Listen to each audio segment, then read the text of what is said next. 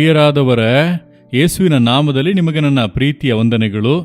ಈ ಸ್ಥಳ ನೋಡುತ್ತೀರಲ್ಲ, ಬಹಳ ಸುಂದರವಾಗಿದೆ ಅಲ್ಲ. ಈ ಕಡೆ ಸಮುದ್ರ, ಈ ಕಡೆ ಒಂದು ದೊಡ್ಡ ಸೇತುವೆ ಹೆದ್ದಾರಿ, ಆ ಕಡೆ ದೊಡ್ಡ ಒಂದು ರೈಲ್ವೆ ಸೇತುವೆ. ಇದು ಬಹಳ ಪ್ರಸಿದ್ಧವಾದಂಥ ಐತಿಹಾಸಿಕ ಸ್ಥಳ. ತಮಿಳುನಾಡಿನಲ್ಲಿ ರಾಮೇಶ್ವರ ಎಂಬಂಥ ಒಂದು ದ್ವೀಪ ಇದೆ ಅಲ್ಲ, ಸಮುದ್ರದಲ್ಲಿರುವಂಥ ದ್ವೀಪ. ಆ ದ್ವೀಪದೊಳಗೆ ಬರುವುದಕ್ಕೆ ನಿರ್ಮಿಸಿರುವಂಥ ದೊಡ್ಡ ಒಂದು ಸೇತುವೆ ಇದು.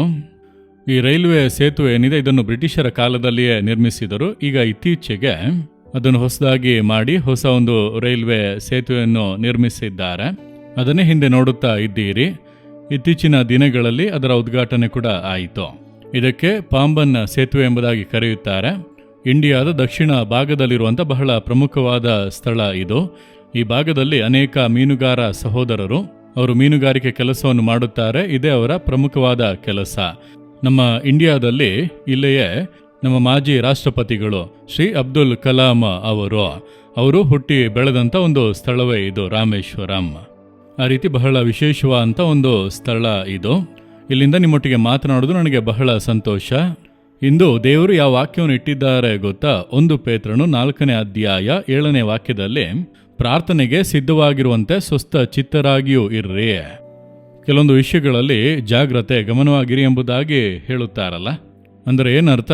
ನೀವು ಈ ಒಂದು ಮಾರ್ಗದಲ್ಲಿ ನಡೆಯುವಾಗ ಜಾಗ್ರತೆಯಿಂದ ಇರಿ, ಗಮನವಾಗಿ ಇರಿ, ಅದಕ್ಕೆ ಪ್ರಾಮುಖ್ಯತೆ ಕೊಡಿರಿ, ಅದನ್ನು ನಿರ್ಲಕ್ಷ್ಯ ಮಾಡಬೇಡಿರಿ, ಅಜಾಗರೂಕತೆಯಿಂದ ಇರಬೇಡಿರಿ ಎಂಬುದಾಗಿ ಅರ್ಥ. ಅಂದರೆ ದೇವರು ಹೇಳುತ್ತಾರೆ, ಪ್ರಾರ್ಥನೆಯಲ್ಲಿ ಜಾಗರೂಕತೆಯಿಂದ ಸ್ಥಿರಚಿತ್ತರಾಗಿರಿ. ಯಾಕೆ? ಎಲ್ಲದರ ಅಂತ್ಯವು ಹತ್ತಿರವಾಗಿದೆ. ಅಂದರೆ ಲೋಕದ ಅಂತ್ಯ ಕಾಲಕ್ಕೆ ನಾವು ಬಂದಿದ್ದೇವೆ, ದೇವರ ಬರೋಣದ ಕಾಲಕ್ಕೆ ನಾವು ಬಂದಿದ್ದೇವೆ. ಬೇಗನೆ ಈ ಲೋಕ ನಾಶವಾಗಿ ಹೊಸ ಭೂಮಿ, ಹೊಸ ಆಕಾಶವು ಸೃಷ್ಟಿ ಆಗಲಿದೆ. ಹಾಗಾಗಿ ಪ್ರಾರ್ಥನೆಯಲ್ಲಿ ನೀವು ಜಾಗರೂಕತೆಯಿಂದ ಇರಿ.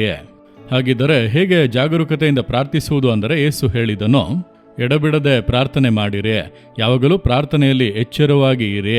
ಆ ರೀತಿಯಾಗಿ ಯಾವಾಗಲೂ ಕೂಡ ಪ್ರಾರ್ಥನೆಯ ಒಂದು ಆತ್ಮದೊಂದಿಗೆ ನಾವು ಇರಬೇಕು.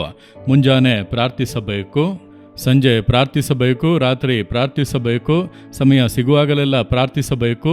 ನೀವು ಪ್ರಾರ್ಥನೆ ಅಂದ ಕೂಡಲೇ ಒಂದು ಸ್ಥಳದಲ್ಲಿ ಮೊಣಕಾಲು ಹಾಕಿ ಪ್ರಾರ್ಥನೆ ಮಾಡುತ್ತಾ ಇರುವಂಥದ್ದೇ ಅಲ್ಲ.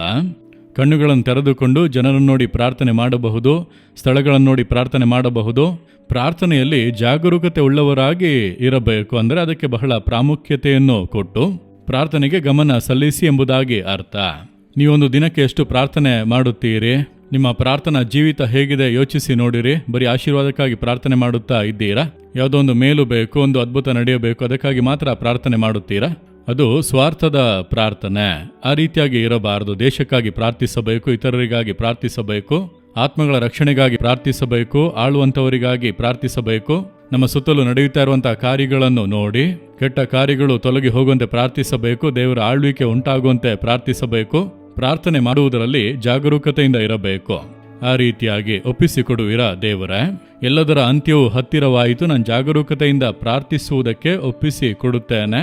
ನನಗೆ ಪ್ರಾರ್ಥನೆ ಆತ್ಮನನ್ನು ಕೊಡಿರಿ, ಯಾವಾಗಲೂ ನಾನು ಪ್ರಾರ್ಥಿಸುತ್ತಾ ಇರಬೇಕು. ಇಂದು ನಾನು ಪ್ರಾರ್ಥಿಸುತ್ತಿರುವಂತಹ ಕಾರ್ಯಗಳಲ್ಲಿ ಬದಲಾವಣೆ ನೋಡುತ್ತೇನೆ. ನನ್ನ ಮನೆಯೊಳಗೆ, ಕೆಲಸ ಮಾಡುವಲ್ಲಿ, ವಾಸ ಮಾಡುವಲ್ಲಿ, ಬಿಸ್ನೆಸ್ ಮಾಡುವ ಸ್ಥಳದಲ್ಲಿ, ಎಲ್ಲ ಸ್ಥಳದಲ್ಲೂ ಆತ್ಮಿಕ ಬದಲಾವಣೆ ಬರಬೇಕು. ದೇಶದಲ್ಲಿ ಮೇಲುಗಳು ಸಂಭವಿಸಬೇಕು. ಯೇಸುವಿನ ನಾಮದಲ್ಲಿ ಅದಕ್ಕಾಗಿ ಪ್ರಾರ್ಥಿಸುತ್ತೇನೆ ತಂದೆಯೇ. Amen, amen. Jesus Redeem Kannada YouTube channel ಅನ್ನು ಸಬ್ಸ್ಕ್ರೈಬ್ ಮಾಡಿ. ಸಬ್ಸ್ಕ್ರೈಬ್ ಬಟನ್ ಕ್ಲಿಕ್ ಮಾಡಿ ಮತ್ತು ಬೆಲ್ ಬಟನ್ ಒತ್ತಿ. ಅನುದಿನ ಕಾರ್ಯಕ್ರಮದ ಮಾಹಿತಿ ಪಡೆಯಿರಿ.